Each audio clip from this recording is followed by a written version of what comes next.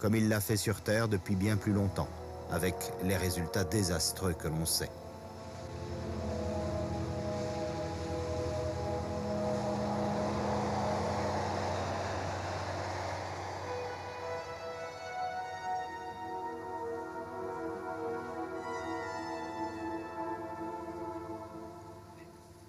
Les hommes constituent l'une des dernières espèces animales à être apparues sur notre planète. Il y a seulement 20 000 ans, ils n'étaient encore que des chasseurs nomades. Tout récemment encore, les Esquimaux parcouraient la glace à la recherche des phoques. Dans les jungles amazoniennes, les Indiens ont appris où trouver les éléments indispensables à leur subsistance.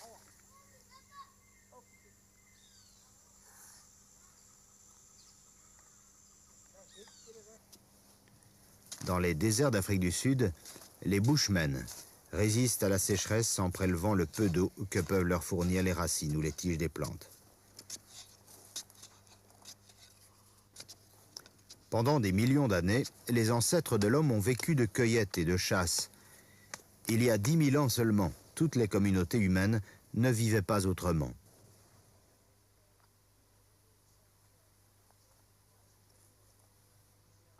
Dans ces forêts du Moyen-Orient, il y a largement de quoi se nourrir.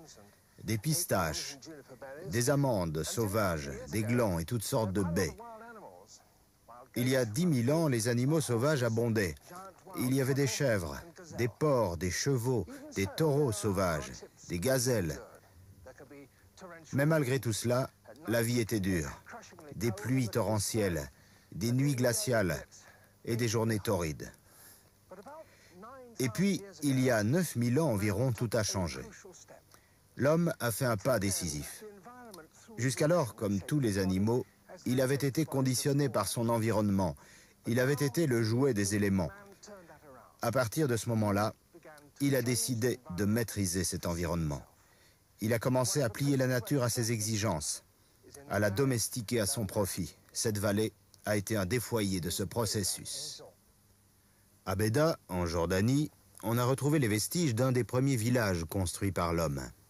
Non plus un campement, mais un habitat permanent avec des rues, des maisons et des quartiers. Ces constructions avaient des fondations solides. Le sol et les murs étaient recouverts d'un plâtre de boue et de chaux. Arrimés au mur, des piliers supportaient un toit de chaume. Ces gens avaient bâti une maison presque confortable qui les protégeait de la pluie et du soleil. Un foyer où les mères pouvaient mettre au monde leur enfant en relative sécurité.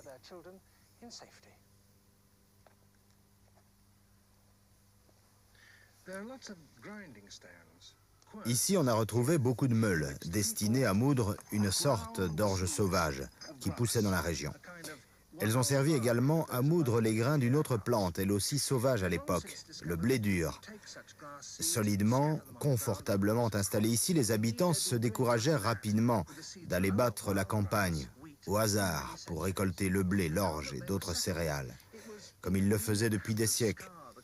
Et ils finirent par comprendre l'intérêt de semer eux-mêmes, de cultiver la terre autour de leur village.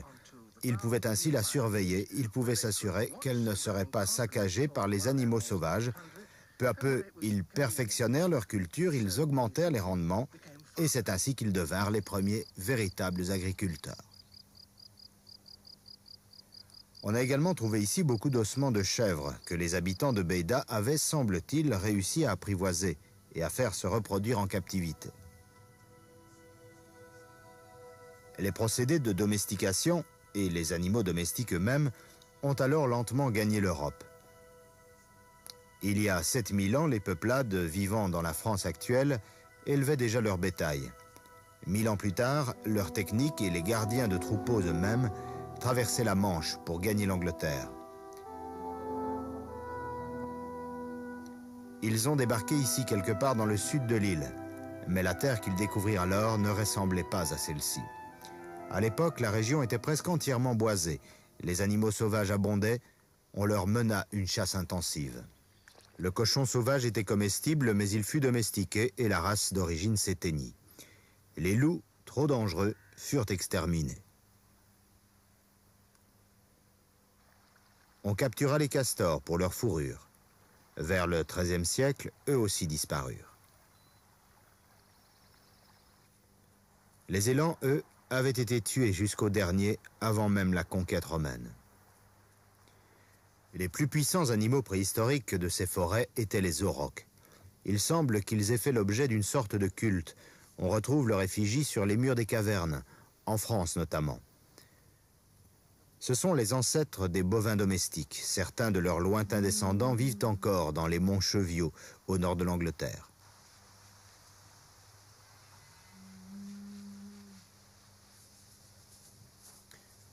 À Chillingham, vers le XIIIe siècle, un troupeau fut parqué dans un grand enclos. Les hommes l'y ont laissé depuis lors en presque totale indépendance. Ces animaux ressemblent sans doute à ceux qui erraient en liberté à l'époque romaine. Très différent de ce qu'est devenue la gentille vache frisonne d'aujourd'hui.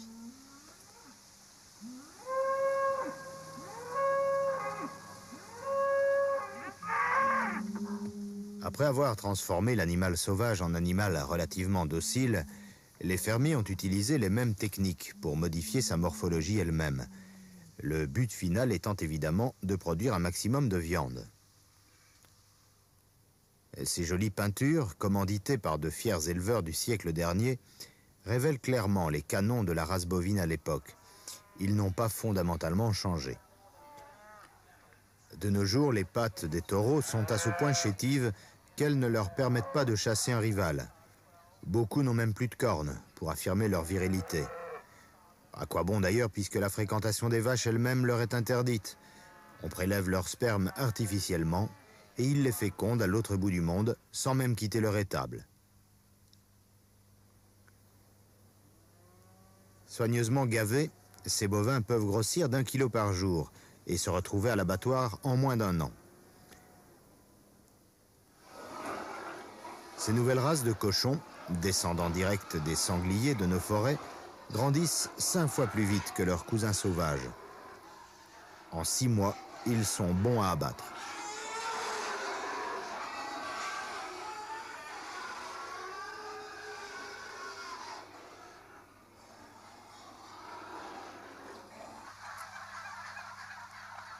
Ces dindes ne ressemblent plus guère à celles qui vivaient autrefois en liberté en Amérique centrale.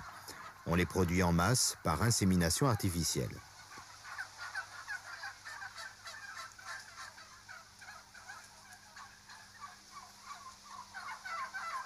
Nos poules, descendantes lointaines d'oiseaux des jungles asiatiques, ont été converties en pondeuses intensives à 300 œufs par an.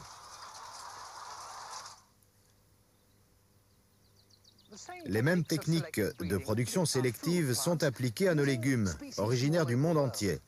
La pomme de terre provient des Andes, où elle était cultivée déjà par les Incas. Le pois est originaire d'Italie, où on le consommait dès le XVIe siècle.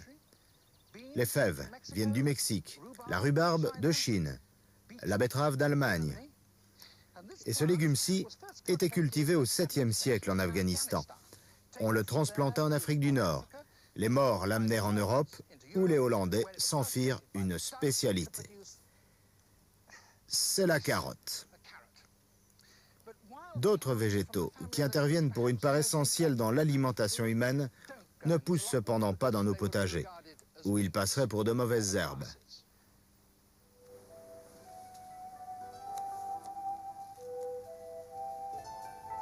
Le riz commença à être cultivé en Asie il y a 7000 ans, au moment où le blé commençait à l'être dans le bassin méditerranéen.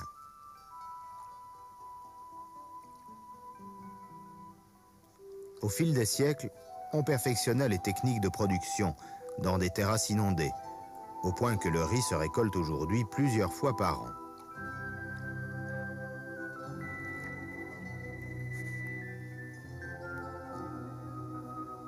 En proliférant, l'humanité a démultiplié les zones cultivées.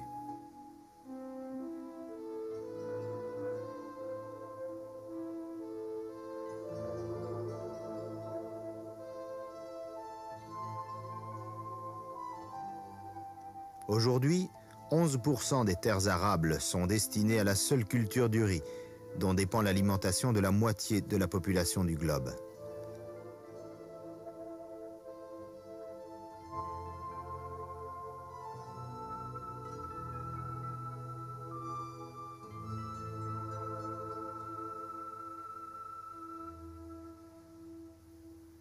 En Occident, les goûts alimentaires en matière d'herbacées, même s'ils ont évolué, ont des origines quasiment préhistoriques. Le blé aujourd'hui pousse dru. Les techniques sélectives ont rentabilisé la production.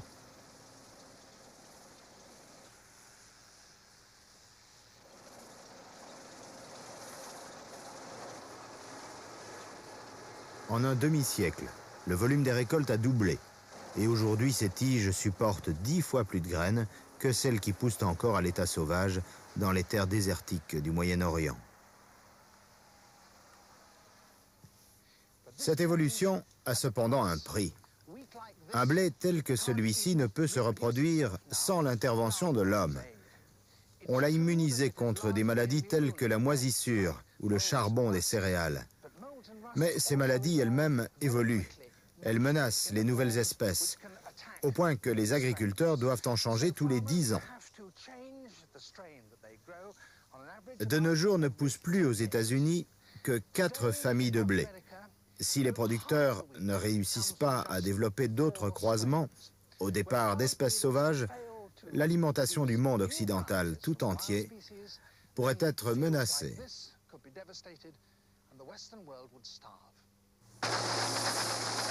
Pour subvenir aux besoins sans cesse croissants de l'humanité, d'immenses étendues, les plus fertiles de la planète, ont été converties en terres de culture.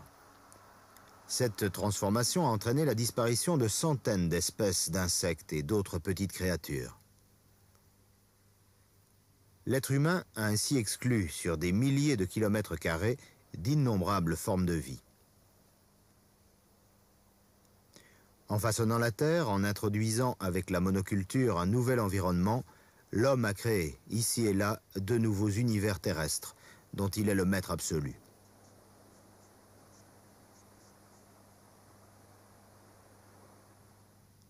Ceci pourrait être considéré comme un autre genre de monoculture.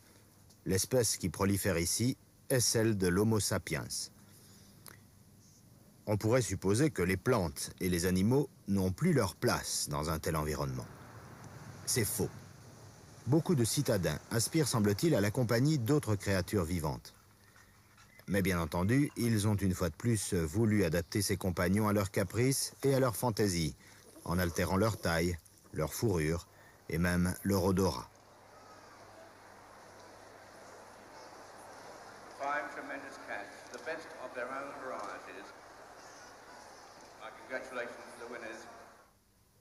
D'autres organismes vivants ont découvert que les villes ne leur étaient pas fatalement interdites.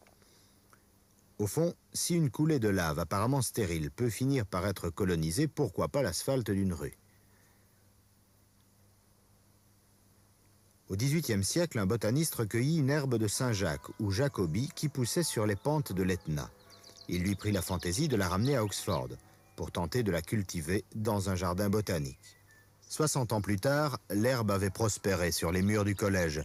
Elle s'y cantonna un certain temps, et puis, au XIXe siècle, l'Angleterre commença à se couvrir de lignes de chemin de fer. Les moellons sur lesquels étaient posés les rails convenaient tout à fait à l'herbe de Saint-Jacques. C'est pourquoi elle continue d'y fleurir de nos jours. Quelques animaux sauvages ont également réussi à s'adapter à cet environnement créé par l'homme en apparence hostile. Des loutres de mer nagent ainsi joyeusement dans les ports de Californie. Les chiens de prairie, exclus de leur domaine par les fermiers, ont trouvé de nouveaux habitats, au cœur même des villes. De même que les renards, qui se nourrissent dans les poubelles et logent sur les toits de banlieue.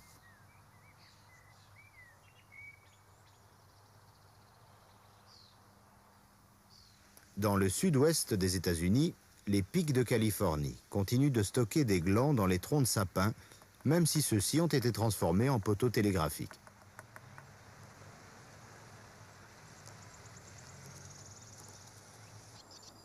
Les hirondelles ont appris depuis longtemps à exploiter les gouttières pour y établir leur nid. Peu d'entre elles nichent encore ailleurs. Mais ces animaux urbains ne sont pas tous les bienvenus.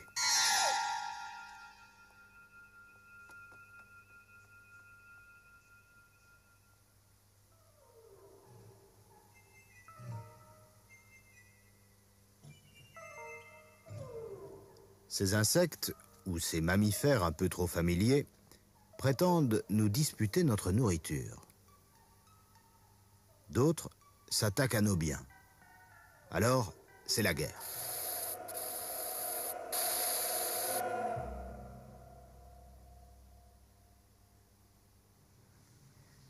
Tous ces animaux ne font pas seulement des razzias dans nos gardes-manger. Ils sont également susceptibles de répandre des maladies. Et nous sommes obligés d'en contrôler la prolifération. Nous les attrapons dans des pièges ou nous les empoisonnons.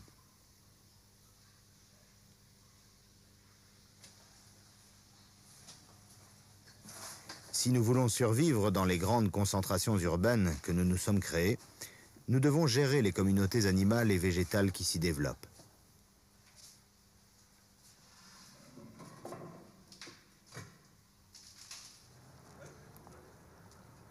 Nous devons évacuer de nos cités l'énorme quantité d'ordures que nous produisons. New York produit 22 000 tonnes de déchets par jour. La moitié est chargée sur des péniches qui descendent l'Hudson pour être déversées sur Staten Island.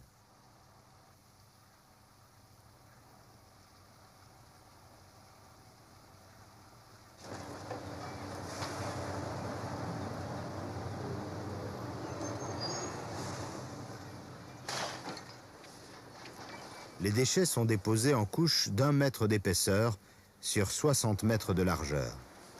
Chaque jour, ces couches avancent de 30 mètres. Et lorsque la surface est totalement recouverte, on redépose par-dessus une nouvelle couche.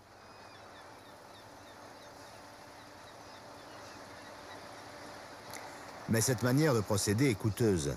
Lorsqu'on en trouve une plus économique, on n'hésite pas à l'utiliser, quelles qu'en soient les conséquences. Pourvu que nous ne les ayons plus sous le nez ou sous les yeux, peu nous importe ce que deviennent nos ordures. Nous sommes persuadés que la Terre est bien assez grande pour résorber tous nos poisons. Nous déversons une quantité énorme de déchets chimiques et de détergents dans nos rivières. Si les eaux de lessive ont une utilité dans un évier, en milieu naturel, elles peuvent être fatales aux plantes et aux poissons.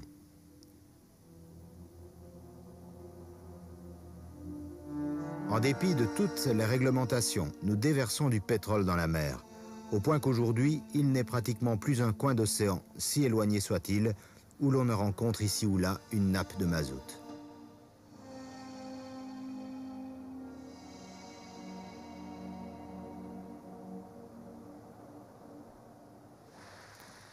Nous polluons même l'air que nous respirons.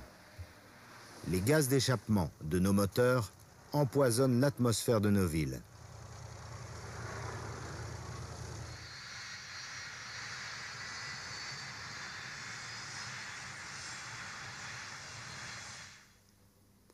Les vapeurs qui s'échappent des tours de refroidissement d'une centrale électrique sont relativement sans danger. Mais les gaz de combustion du charbon ou du pétrole ne le sont certainement pas. Nous avons trouvé à ce problème une solution élémentaire. Nous construisons des cheminées de plus en plus hautes, afin que leur fumée soit évacuée le plus loin possible. Elles ne disparaissent évidemment pas pour autant. Emportées par les vents, elles vont se déposer dans des régions parfois éloignées de plusieurs centaines de kilomètres. Ces dernières années, dans la plupart des lacs de Scandinavie, l'acidité de l'eau a augmenté à un point tel que plus un animal, plus une plante ne peut y vivre. Rien qu'en Norvège, il y a aujourd'hui 1800 lacs sans poissons et des centaines d'autres qui sont en voie de connaître le même sort. Aucune partie du monde n'est à l'abri des imprudences de l'homme. Ces îles, au large du Pérou, donnent à première vue une image de fertilité et de succès écologique. Elles abritent une grande variété d'oiseaux de mer. Des pélicans, des fous, des sternes et des mouettes.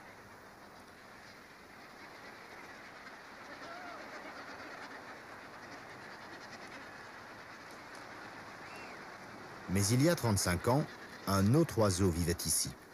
Une espèce de cormoran, appelé goannet. À l'époque où ces images ont été filmées, dans les années 50, plus de 5 millions de goanets nichaient sur une seule de ces îles. Cet oiseau se nourrit exclusivement d'anchois. Il rejette une grande proportion du poisson digéré sous forme de guano. Les pluies ici sont rares.